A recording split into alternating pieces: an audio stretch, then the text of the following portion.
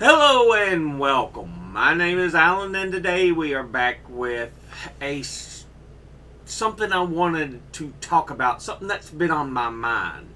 So I pulled up a few articles here to talk about it. We're going to start off. The whole point I'm wanting to make here is both sides, Republicans and Democrats, they're both corrupt.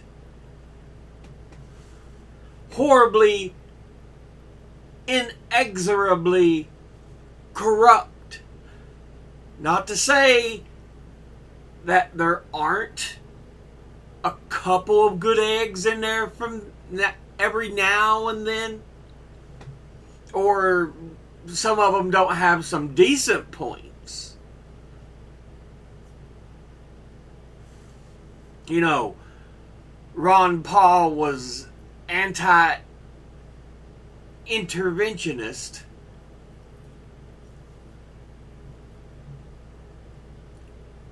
So, yeah. While I may not have agreed with everything he liked to point out, that was something good. Really good.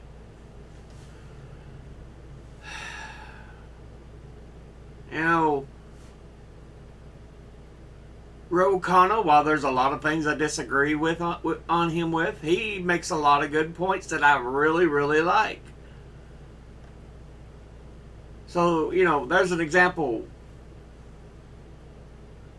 It's not to say that both sides don't have ups, but there's a lot of downs.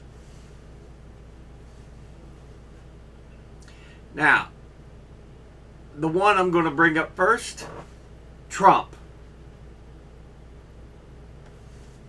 How people still think he is the gift from God, I do not know. But they act like it. They act like he's the Messiah. And he's not. Perhaps one of the biggest things he did while in office was his tax cuts. But yeah, we know that 80+% went to the rich. This is an article from ProPublica, a very non-biased outlet. It's just reporting, it's one of those that just reports facts. ProPublica is a non-profit newsroom that investigates abuses of power. So they do both sides. The secret IRS files is an ongoing reporting project. But yeah. In November of 2017, with the administration of President Donald Trump rushing to get a massive tax overhaul through Congress, Senator Ron Johnson stunned his colleagues by announcing he would vote no. Making the rounds on cable TV, the Wisconsin Republican became the first GOP senator to declare his opposition, spooking Senate leaders who were pushing to quickly pass the tax bill without their thin majority. If they can pass it without me, let them, Johnson declared. Johnson's demand was simple. In exchange for his vote, the bill must sweeten the tax break for a class of companies that are known as pass-throughs, since profits pass through to their owners. Johnson praised such companies as engines of innovation. Behind the scenes, the senator pressed top Treasury Department officials on the issue. Emails and officials' calendars show. So we see not just something that's from Trump corrupt, we see also Senator Johnson there. What was his full name? I already forgot. Ron Johnson.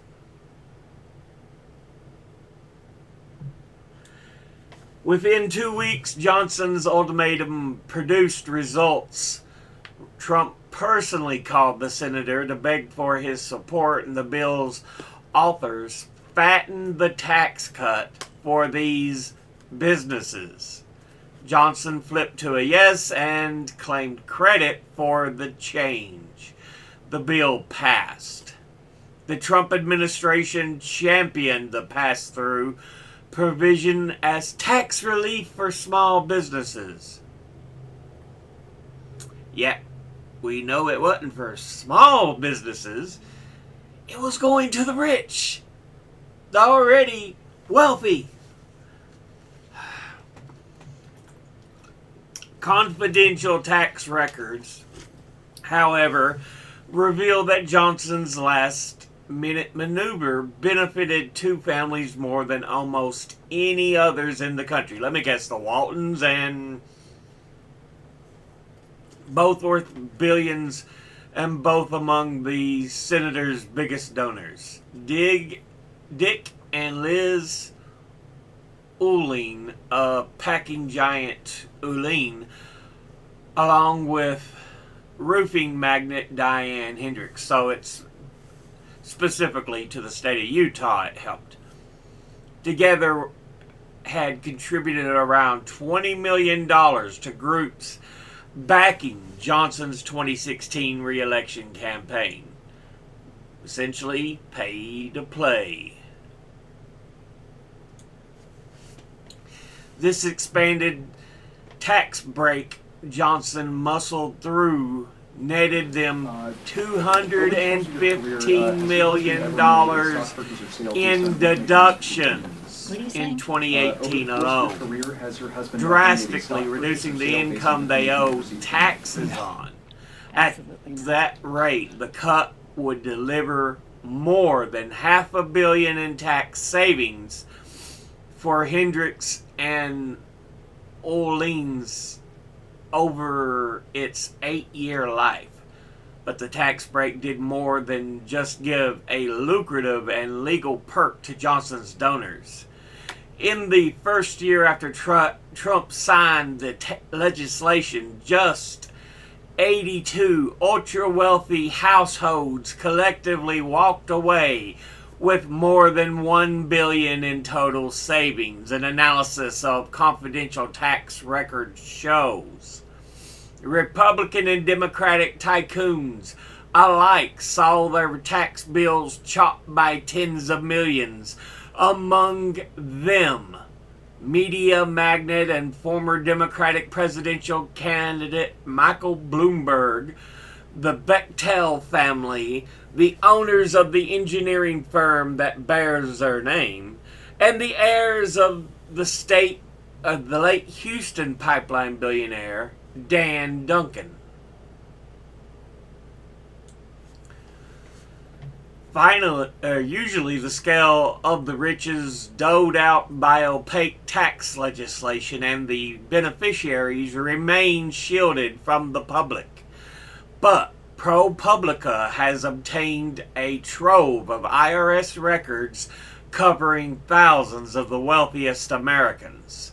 The records have enabled reporters this year to explore the diverse menu of options the tax code affords the ultra-wealthy to avoid paying taxes. The drafting of the Trump law offers a unique opportunity to examine how the billionaire class is able to shape the code to its advantage, building in new ways to sidestep taxes. Tax Cuts and Jobs Act was the biggest rewrite of the code in decades, and arguably the most consequential legislative achievement of the one-term president, crafted largely in secret by a handful of Trump administration officials and members of Congress. The bill was rushed through the legislative process. So we see here, yes, there was some cookie crumbles that went to the working class, middle class, and the poor. But the majority of it went to who? the rich. And we now know that trickle down is a complete and utter lie of a economic theory. It has failed over the last 40 years without a doubt.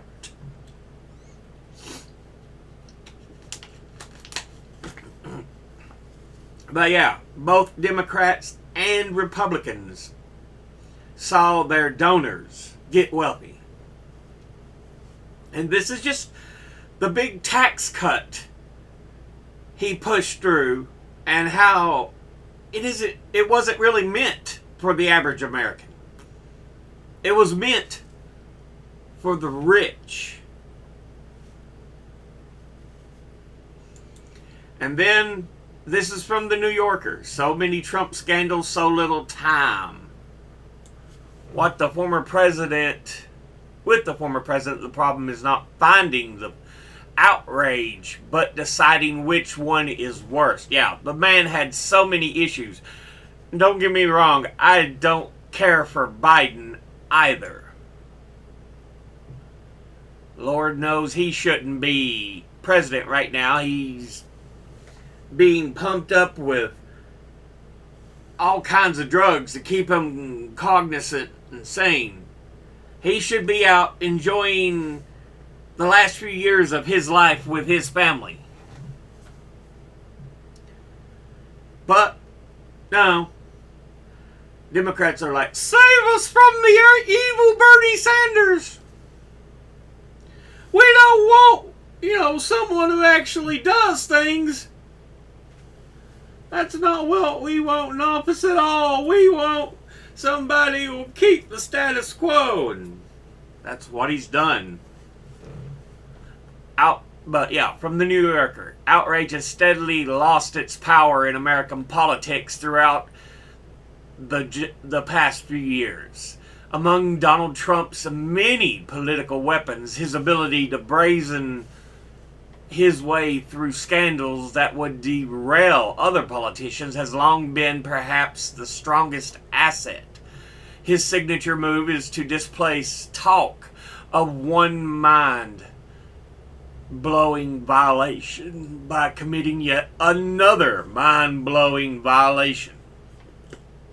A habit that has now produced numerous investigations of him, and once again led the former president to dominate our daily discourse.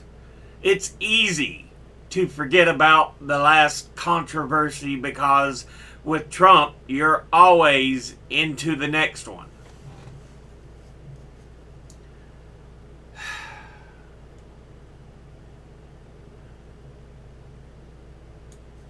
And before we continue here, let me preface this by saying, yes, there was some bullshit raised on, accused of Donald Trump. The Steele dossier, I don't know if anything in that turned out to be true.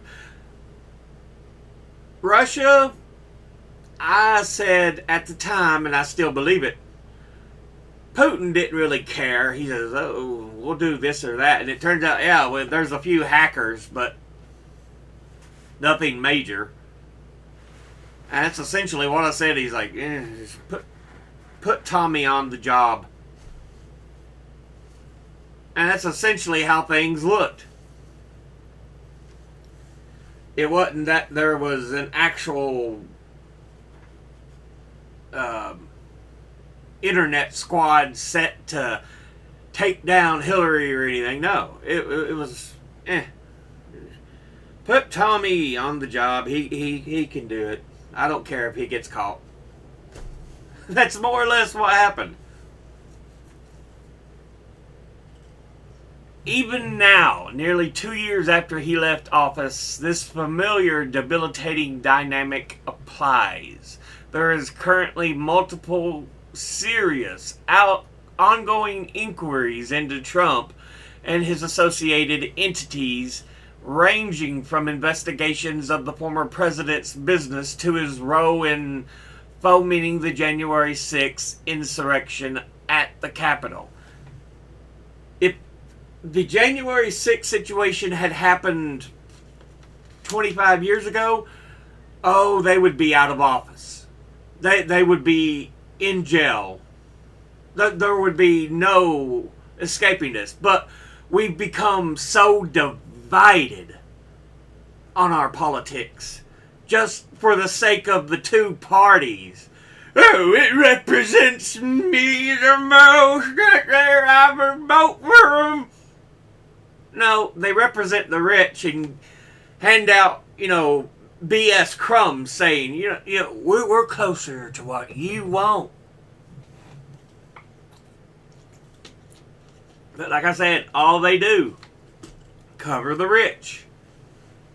Trump has so many legal problems that he is employing no fewer than 19 lawyers to represent him. A full law firm's worth of legal delisters. There's a Georgia probe into his efforts to pressure state election officials not to certify Joe Biden's victory. And as last month, FBI search of Mar-a-Lago made public so dramatically a Justice Department criminal investigation of his refusal to turn over reams of classified information after he left the White House. Which one to focus on? Yeah.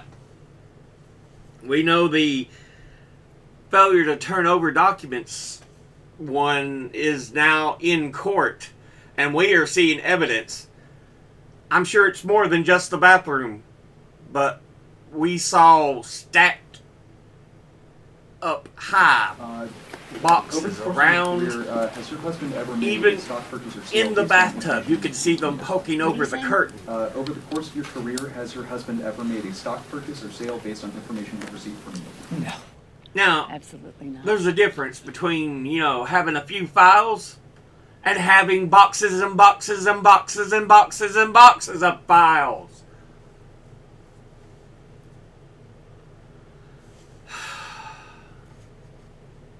But yeah.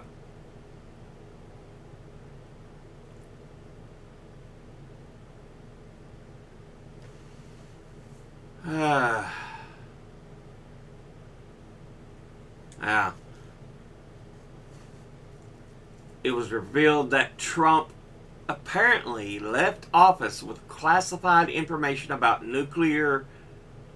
another country's nuclear secrets and kept it at his Mar-a-Lago country club in an unsecured storeroom. Some of the classified documents that the FBI found were so secret that even many senior national security officials were not cleared to have access to them. This surely is an outrage worth dwelling on. Yet, by Thursday, the Trump news cycle had moved on to reports of a new wave of federal grand jury subpoenas into Trump's fundraising operation for the 2020 election, in which his Save America PAC raised more than $100 million by spreading baseless lies about widespread voter fraud. He won what? One case when he looked like he was going to be ousted out of office? 61 cases, and he only won one. And that's because it wasn't properly presented by the opposing lawyers.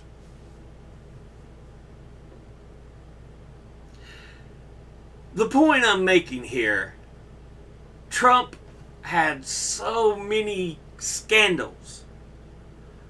But it's like, oh, yes, great Trump, sir. There are those sycophantic people like that who believe he is a god, a messiah, and he is not. Even before he became president, we know he was corrupt. But it didn't matter. Woo! He's my hero! Let's go on. In this video, I wanted to talk about others. This is a scandal from 2007. Larry Craig. Yeah. I remember seeing this on TV. The guy, I think it was at an airport restroom. But yeah, U.S. Republican senator from Idaho.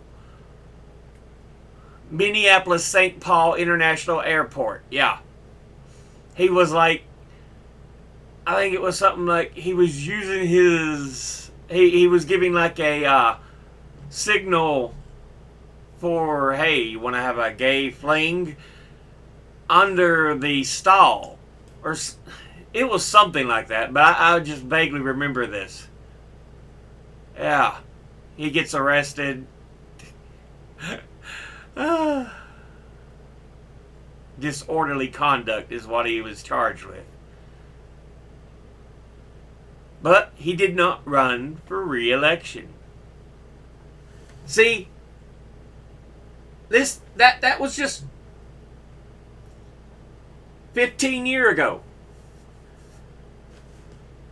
And that was enough for him to say, yeah, there ain't no chance I'll get re-elected. And now, look how far we've come where Trump is God and it doesn't matter what the fuck he does. Let's go to another public official, Joe Manchin.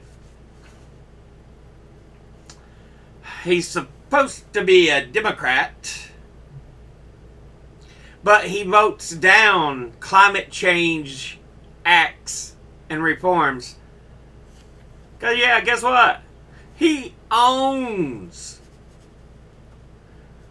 a coal company and he gets money from other coal companies.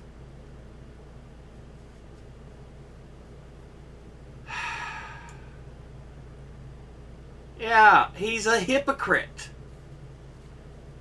That's something big you'll see with a lot of these people. Let's look at this.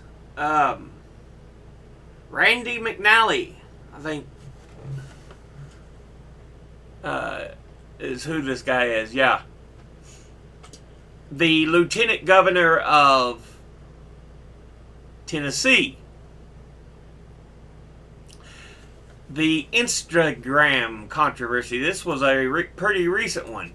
In March 2023, it was reported McNally had used his verified Instagram account to like and comment on sexually suggestive social media posts on the Instagram account of a 20-year-old gay man. Various LGBT groups criticized McNally and accused him of hypocrisy due to the report for socially conservative laws, including Tennessee Senate Bill 3. This bill, it was an adult, called the Adult Entertainment Act, also known as the Tennessee Drag Ban. It was anti-drag, which bans public adult cabaret performance in public or in front of children in the state of Tennessee. The bill is very vague in what it considers an adult cabaret performance, although it defines it as a male or female impersonators who provide entertainment that appeals to a prurient interest. The bill was the first anti-drag bill to pass the state legislature in the United States and was the first to be signed into law. Yeah, so even though he was liking this young gay man's pictures on Instagram and commenting, it was positive comments. He's like, you look good, dude. Nice. He still pushed these bills, knowing it was the opposite of what he was doing. And abortion. Let's go with the Democrat, another Democrat here. Henry Cuellar was the most recent I'm aware of that this was the thing about. Yeah. Henry Cuellar, Democrat of Texas, described by his primary challenger, Jessica Cisneros, as the last anti-choice Dem in the House, was barely clinging to a lead after Tuesday's runoff election.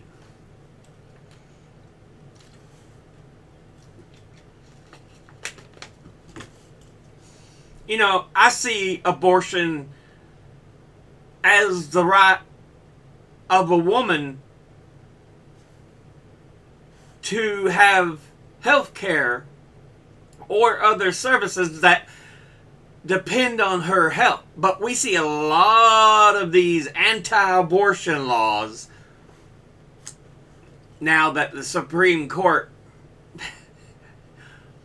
basically killed a 50-year-old decision. It had been the law of the land, but they don't care. You know, again, hypocrisy. Say it with me. Hypocrisy.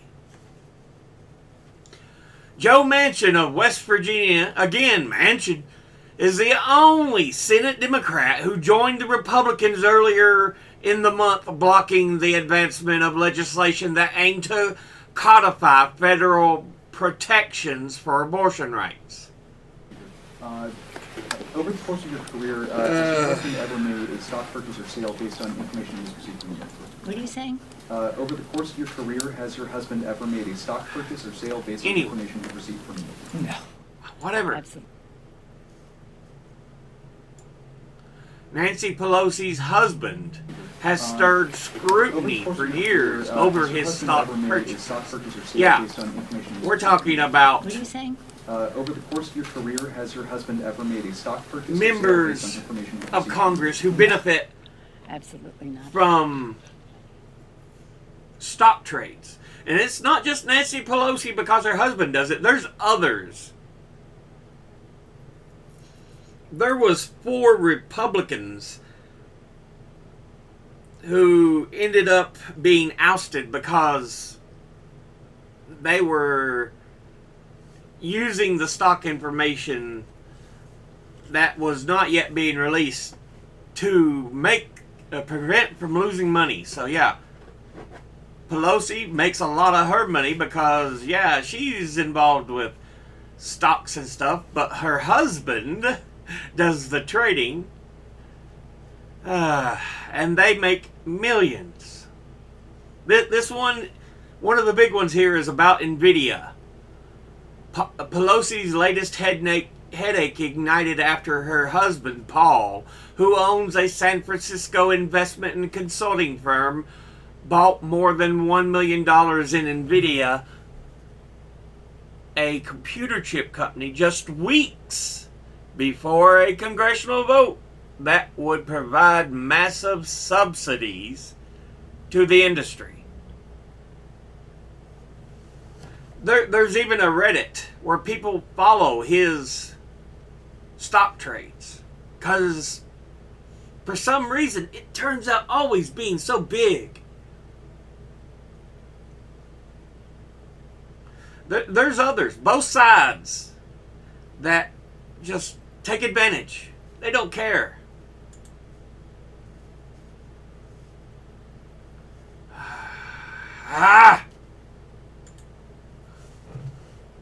Without. Yeah. This is talking about the Nvidia. Then the House eyes a chip bill and he dumps the Nvidia stock.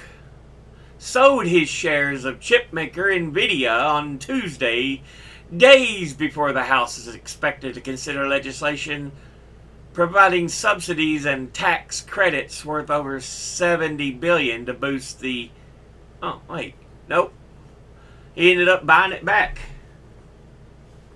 Anyway, my point is, yeah, people follow his stock trades to make money. And there's other members, both Democrat and Republican, who are guilty of making money from stocks, yet they make the laws for the stocks, which seems a little broken to me. Here's from The Guardian. Republican candidate charged with assault after body slamming Guardian reporter. Audio of Greg Gianforte attacking Ben Jacobs, corroborated by Fox News journalist in the room who described candidate slamming him to the ground.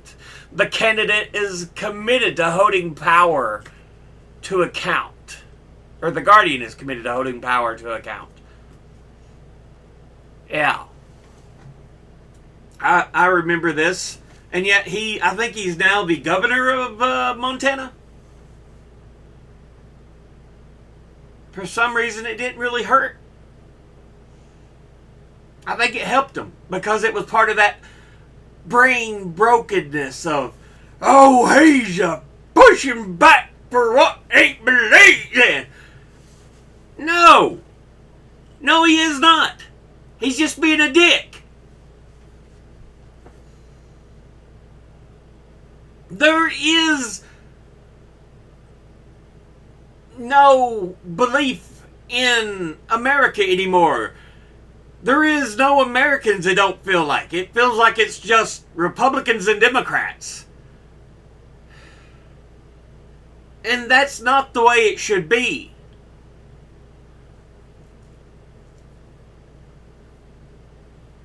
It really shouldn't.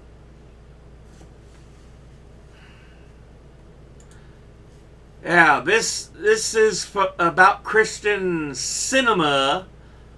On February the 12th, 2021, Cinema became the second Democratic senator after Joe Manchin to announce her opposition to including a 15-hour minimum wage as part of the COVID-19 relief bill. On March of 2021, Cinema voted against an increase of the federal minimum wage to $15 per hour. Our minimum wage right now is so low.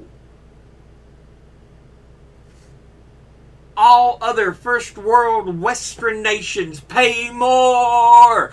And that's the key thing. Don't go, Venezuela. No, first world Western nations.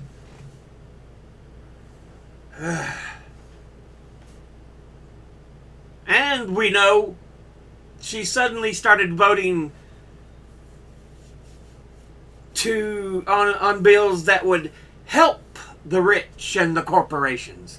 She suddenly left the Democratic Party and has become independent because she knows she's not going to be able to win re-election. At least as a Democrat. Who are supposed to represent the left, but they don't. They're centrist scam artists. This is from The Guardian. Ron DeSantis, the current governor of Florida and perhaps the number 2 candidate for president from the Republican Party, was being investigated over migrant transfer from Texas to Martha's Vineyard as potentially being illegal.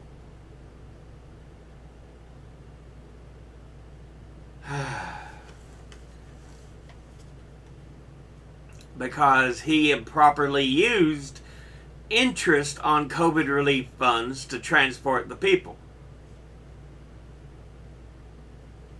Yeah. And, he's part of this coalition looking to outlaw homosexuality because he pushes a lot of bills.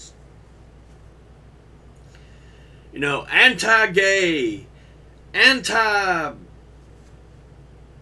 Amendment if it's something that shows I'm an idiot. That's the way he's been working.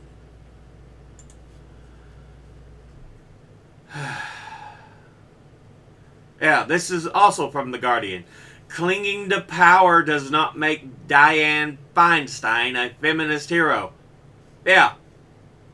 We know she's not cognitively there. She shouldn't be in office. She can't function. She said she won't run for re-election, but I don't think she even remembers it.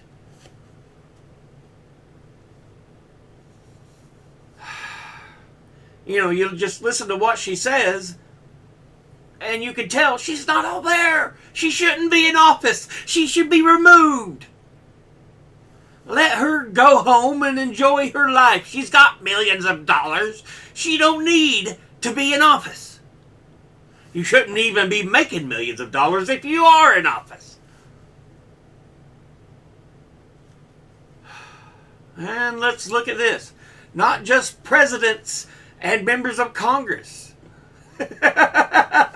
Supreme Court is even corrupt.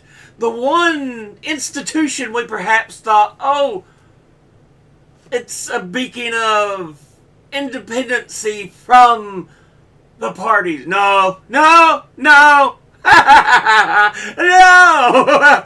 Fuck you if you think that. Fuck you. Clarence Thomas's billionaire benefactor tied to SCOTUS bombshell. Yeah.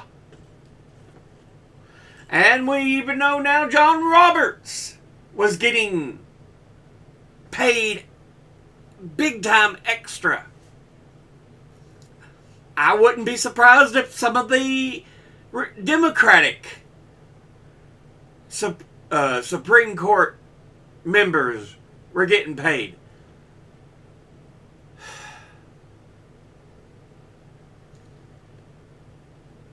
Yeah. My point, both parties are not here for the people. They're here for the rich and the corporations who can pay them.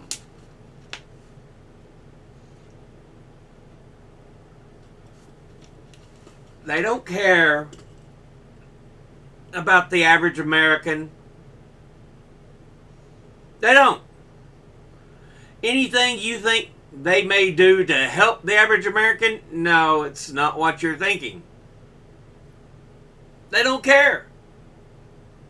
And this is just a small selection I have picked that shows how corrupt our politicians are. It's not just one side or that. No, both sides are corrupt. But we have people falling for the stupid media BS of, oh, this side's the evil side, see what, oh, this side's the evil side, see what the, no, this side. Both sides! Both!